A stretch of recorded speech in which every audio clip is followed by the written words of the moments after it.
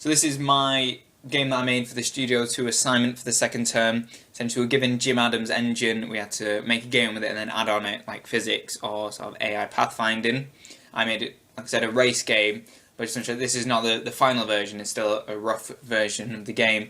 So as you can see, because it's a race game, it's got the position, the lap, the total time, and then obviously the individual lap number. And then these sort of squares, they were added onto I added the physics, and so the squares are acting as the sort of red light, and the sphere would act as the green light. Obviously in the final version I'm hoping to have these as the actual colours.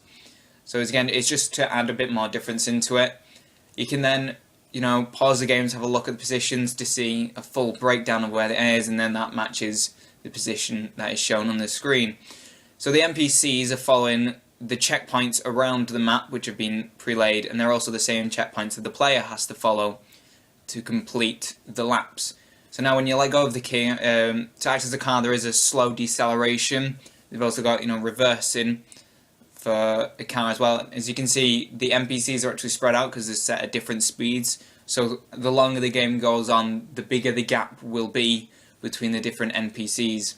There's also a slow acceleration with the player, so I thought that'd be better, it makes it more realistic, like with an actual car, you do slowly speed up the longer you hold down the key.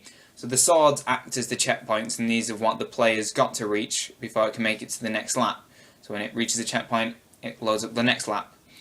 So you can see now the total time is the sum of the different lap numbers. You can see on the final lap here, and you're at first place, and then you're just following the checkpoints through to get to the beginning of the lap, which is here. It says there you finish first, or whatever your position would be, that's where it would tell you. And then from there, you can exit to the main menu, where you can then exit the game completely or start a new game.